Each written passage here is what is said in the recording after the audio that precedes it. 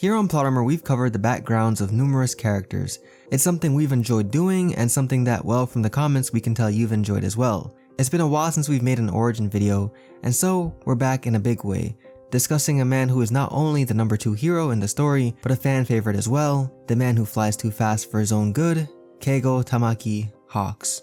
As always, if you enjoy this video and want more like it, drop a like and let us know in the comments. We're always reading them and seeing what you guys have to say, so speak up. Lastly, before we get into this, be sure to subscribe to Plot Armor with notifications on to never miss an upload. We upload almost daily, and we'd love to have you join in on our discussions. Now, let's get into this. The story of Hawks begins with his parents. His father was a criminal, and more than that, he was a murderer who once killed someone over pocket change. This information was obtained by Dabi, who attempted to use this to ruin Hawks' reputation as a hero, but more on that later. The father of Hawks did in fact kill someone, and the woman who would become his mother, Tomie Tamaki, harbored him while he was on the run. She was a real one, although unfortunately a real one involved with a madman. It was during this time that she became pregnant with Hawks and his story would begin.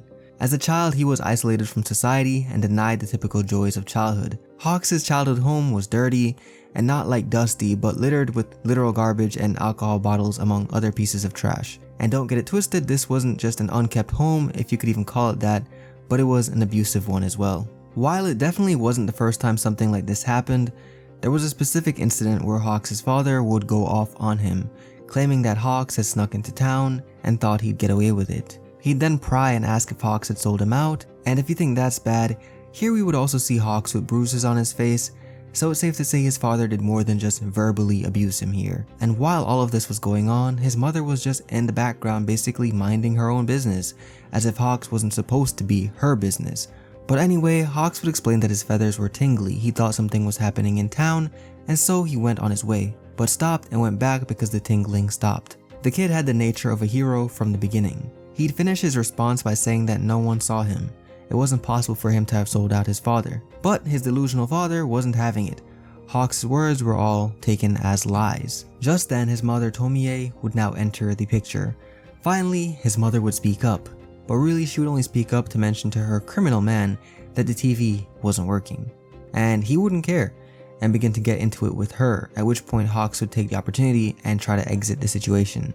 But his father wasn't finished with him and would kick at Hawks, reminding him how many times he told him not to turn his back when being spoken to. An ugly scene, but Hawks would keep that blank expression he usually wears and simply apologize.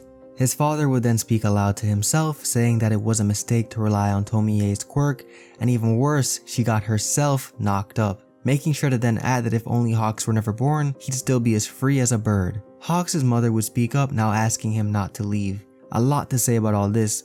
I won't get into it too much, but for him to say Tomie got herself knocked up just exposes him as a person and as someone that doesn't take responsibility for their actions. And Hawks' mother here just asking him not to leave is interesting because despite him not showing much care for them at all, she still wanted him to stay. She didn't want to be alone. Tragic stuff all around, and Hawks even at this young age knew his parents were broken inside. He sat there and endured, hoping to avoid their fate. Time went on until one day, with a look of shock, his mother Tomie would inform him that his father had been arrested. He stole a car and was caught by Endeavor. Right then and there, heroes were suddenly real to Hawks. Before this, they were a fantasy to him. Due to her fear of being charged with harboring a fugitive, Hawks' mother Tomie opted to run away from their home with Hawks. I mean, if you could even call it a home. However, she lacked the ability to survive in society under these circumstances, and the two were basically homeless. This went on until one day, Hawks finally suggested that they go to the police. His mom would respond that, fine, whatever it takes to get some money. She'd then press him, reminding him that he is his father's son, asking why he was born, and lastly, why does he even have those wings? And Hawks would do something for sure. He would save a ton of people from a major accident, and be dubbed a wonder child. He'd be tracked down and found. 2 officials would approach him and his mother, offering to provide comprehensive support for her and the entire family. Tomie was shook because they said the entire family when it's just her and Hawks. They'd respond to this by adding that part of the support would be erasing a connection between them and the name Tamaki, allowing them a fresh start. Hawks and his mom would start fresh, and Hawks would be trained by the Hero Commission. He was a golden child, a natural hero that landed on the doorstep of society. Hawks' mother Tomie was far from a good mother to him, but she was less cruel than his father, and that gap is what allowed for the day when he became to an extent linked to Endeavor. Behind his father's back, she took him into town and they ended up at a store where she got him an Endeavor toy. Endeavor because his toy was cheaper than that of All Might's. She'd give it to him and say, "Let's hope you grow up as strong as this guy." And you know what? He hasn't disappointed. She probably simply hoped he'd be able to support her and the family and he'd grow up strong enough to protect them, but he grew up to be greatly admired by society. In his own words, erasing the Tamaki family name severed any ties between them and he was fine with that. Not saving her and also turning his back on her. And while you can tell he doesn't feel good about this inside, he was a child and one with no real support system or safety. What he did was best for him and his family in the long run. Today, his secret is out thanks to Dabi threatening Tomie for information, and the Hero Commission is inactive, so Hawks is now really no longer caged. He is a free bird.